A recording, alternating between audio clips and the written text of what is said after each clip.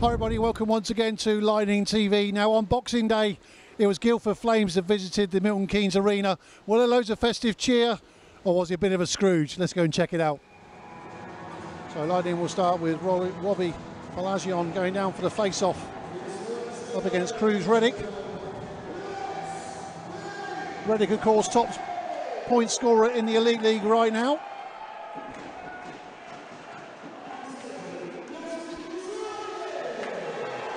Craig pushes that down again. Just come up to the 30-second mark remaining in this first period. Good game so far. First period of 6 between these two teams over the weekend, of course, not including any overtime we may have. Now an opportunity. James Griffin this time manages to clear the lines.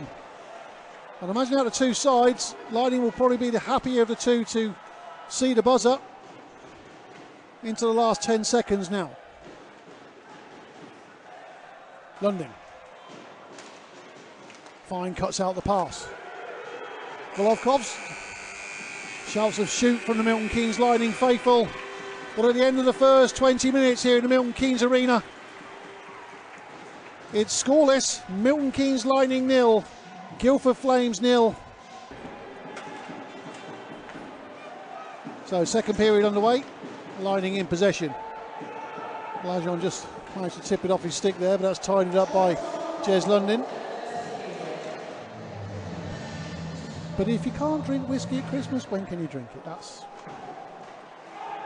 going to be a high stick call, so no one will touch that. It'll be a face-off, and 3.2 seconds remain in the period.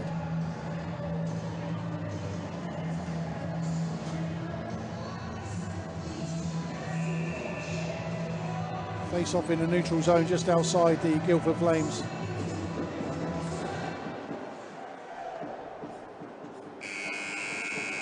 And at the end of the second period, the buzzer goes, and it remains 0-0.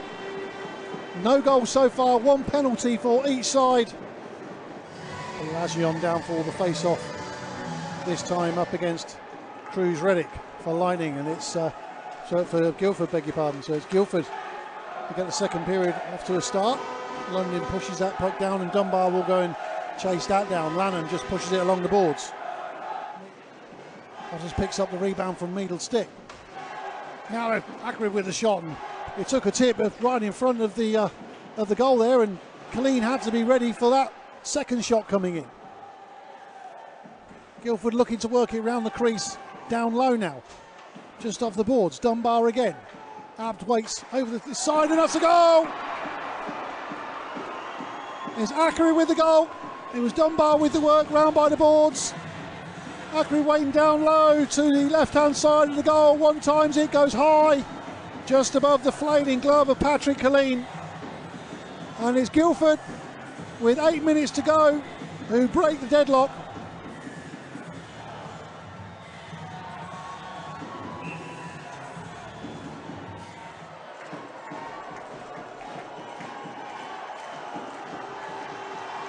Golovkovs, 45 seconds. Wallace pushes it down into the corner. Golovkovs with the shot, and it's Jez London. That's a face of pain.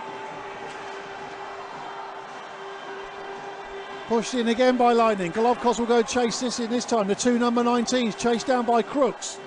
Mazanec loses possession. 22 seconds remaining. Wallace goes cross ice. It's turned over. That's got to be a cheap turnover. Michael Fine. Great hit, Tim Wallace. Centre ice hit. We're into the last 10 seconds. Valdix, is there going to be time for Lightning? Last couple of seconds, got to be a shot. And the buzzer goes. And at the end of the 60 minutes, it's Guildford who take the points. Milton Keynes Lightning 0, Guildford Flames 1. So a very, very tight game, balanced on a knife edge at times. Guildford, of course, taking the points with that 1-0 win. We spoke to both head coaches after the game. Tim, on nights like this, when it's the odd goal that decides that game, you know, it was balanced on a knife edge right the way through. It's easy to see frustration in your face. Yeah, that was I'd say that was our top 5 game of the year, to be honest. I thought we were good defensively, PK, 5-on-5. We generated some chances. I don't know what the shots were. I would guess they were about even. And then we just, one little mistake, it's in the back of the net. So, you know, I've always kind of preached that it's better to have a good game than win. But, man, it's frustrating when we come that close and play that well. You know, it wasn't coming across as a classic on the ice, but it was so finely balanced. And it was a case of, you know, in the first and second period, you weren't going to win the game, but you certainly didn't want to lose it either. And it really did seem like both teams were so tight out there. Yeah, it was a little bit of a chess match. I think we didn't want to have a big turnover and give them any chances, which we didn't really give them too much. You know, it wasn't a end-to-end rushing game. It was pretty well played by both teams, and one little mishap, you know, maybe picking up the wrong guy kind of cost us. But overall, like I said, that was honestly one of the best games of the year for us. So. And you see, it's good to see it's the positives. And I suppose the good thing about this time of year is you get to try and get your own back tomorrow night down in their barn. What do you say to the guys before that game tomorrow? You know, it'll be a battle. You know, it's not too far of a drive, which is nice. But I think if we play the same way, whatever happens. You know, if we play like we did tonight, I'd be happy, win or loss. But you know, we got to be ready. They're a good, talented team over there, especially their top line. So matchups will be a little bit different on the road. But we'll try to take the positives tonight. But it is frustrating to not pull out the 2 points. One other positive from tonight, of course, was the amount of noise in the arena here, and the fans for you guys over the last few games have been nothing short of absolutely amazing and phenomenal. Yeah, you can tell they just wanted to cheer, and you know it's tough when we don't score for them. But at the end there, you know, I was on the ice, and it was really loud. And too bad we didn't score for them. Too bad we didn't win. But we'd like to, you know, thank them for coming out and doing their part. Well, opportunity to go again tomorrow, Tim. Thanks very much for talking to us. Safe journey down. Thanks a lot. Paul, I guess it's testimony to your side when you come up here on the road, and albeit a really tight game, you know, it's so tight in this league, isn't it? Yeah, absolutely. As we've seen throughout the year, anyone's capable of beating anybody on any given night, and I thought it was a good game. I know the scoreline was 1-0, but you know, it was end-to-end stuff, and overall, what was important for us was just getting the win here tonight. Didn't matter if it was 1-0, 5-0, whatever it was just getting the 2 points. Like I said, we've been in games over the last few weeks where I thought we've done enough to get points out of games. We haven't collected points in the league, and like I said, it was just finding a way to win tonight. But overall, happy with how we played. I thought we controlled the puck really well today, and obviously from a system play, we got back to doing some of the simple stuff and working hard. And like I say, to come out of here 1-0, this is a tough place to come.